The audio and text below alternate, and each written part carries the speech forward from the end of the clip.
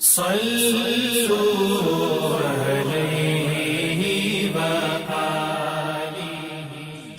صلی اللہ علیہ وآلہ وسلم پر وحی کا ابتدائی دور اچھے سچے پاکیزہ خوابوں سے شروع ہوا۔ آپ خواب میں جو کچھ دیکھتے وہ صبح کی روشنی کی طرح صحیح اور سچا ثابت ہوتا۔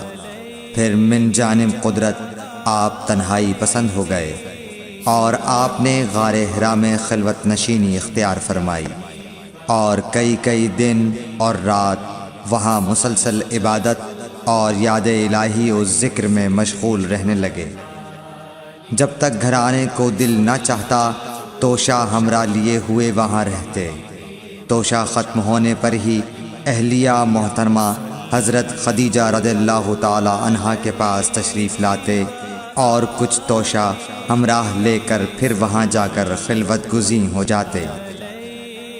یہی طریقہ جاری رہا یہاں تک کہ آپ پر حق منکشف ہو گیا اور آپ غار حرا ہی میں قیام پذیر تھے کہ اچانک حضرت جبرائیل علیہ السلام آپ کے پاس حاضر ہوئے اور کہنے لگے کہ اے محمد پڑھو۔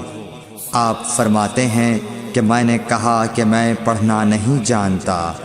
آپ صلی اللہ علیہ وسلم فرماتے ہیں کہ فرشتے نے مجھے پکڑ کر اتنے زور سے بھینچا کہ میری طاقت جواب دے گئی۔ پھر مجھے چھوڑ کر کہا پڑھو۔ میں نے پھر وہی جواب دیا کہ میں پڑھا ہوا نہیں ہوں۔ اس فرشتے نے مجھ کو نہایت ہی زور سے بھینچا کہ مجھ کو سخت تکلیف محسوس ہوئی۔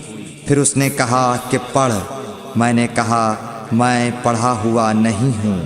فرشتے نے تیسری بار مجھ کو پکڑا اور تیسری مرتبہ پھر مجھ کو بھینچا۔ پھر مجھے چھوڑ دیا اور کہنے لگا کہ پڑھو اپنے رب کے نام کی مدد سے جس نے پیدا کیا اور انسان کو خون کی پھٹکی سے بنایا۔ پڑھو اور آپ کا رب بہت ہی مہربانیاں کرنے والا ہے۔ بس یہی آیتیں آپ حضرت جبرائیل علیہ السلام سے سن کر اس حال میں غار حرا سے واپس ہوئے کہ آپ کا دل اس انوکھے واقعے سے کانپ رہا تھا۔ آپ حضرت خدیجہ کے ہاں تشریف لائے اور فرمایا کہ مجھے کمبل اوڑھا دو، مجھے کمبل اوڑھا دو۔ لوگوں نے آپ کو کمبل اوڑھا دیا۔ جب آپ کا ڈر جاتا رہا تو آپ نے اپنی زوجہ محترمہ حضرت خدیجہ رضی اللہ تعالی عنہا کو تفصیل کے ساتھ یہ واقعہ سنایا اور فرمانے لگے کہ مجھ کو اب اپنی جان کا خوف ہو گیا ہے۔ آپ کی اہلیہ محترمہ حضرت خدیجہ رضی اللہ تعالی عنہا نے آپ کی ڈھارس بندھائی اور کہا کہ آپ کا خیال صحیح نہیں ہے۔ اللہ کی قسم آپ کو اللہ کبھی رسوا نہیں کرے گا۔ آپ تو اخلاق فاضلہ کے مالک ہیں۔ آپ تو کنبہ پرور ہیں، بے کسوں کا بوجھ اپنے سر پر رکھتے ہیں، مفلسوں کے لیے آپ کماتے ہیں، مہمان نوازی میں آپ بے مثال ہیں اور مشکل وقت میں آپ امر حق کا ساتھ دیتے ہیں۔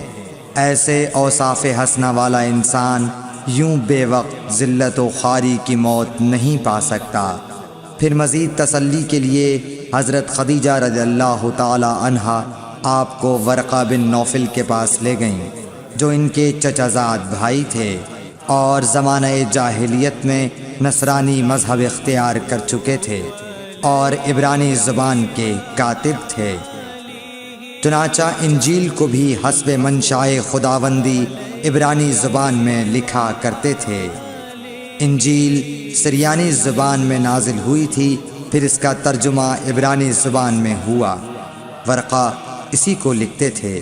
وہ بہت بوڑھے ہو گئے تھے، یہاں تک کہ ان کی بینائی بھی رخصت ہو چکی تھی۔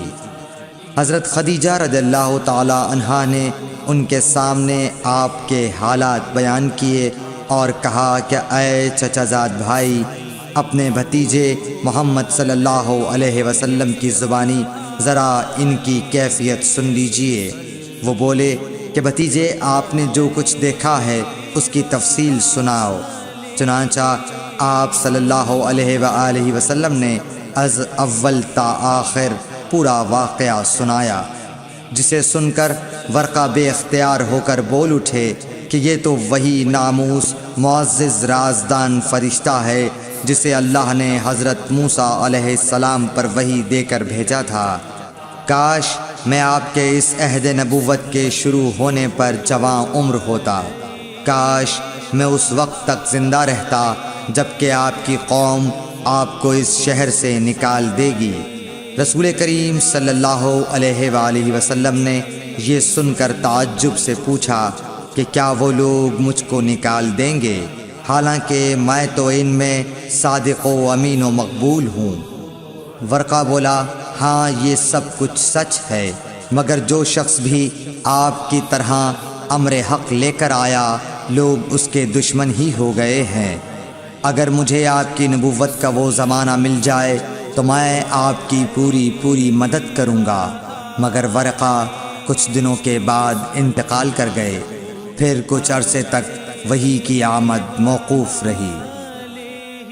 صحیح بخاری حدیث نمبر 3۔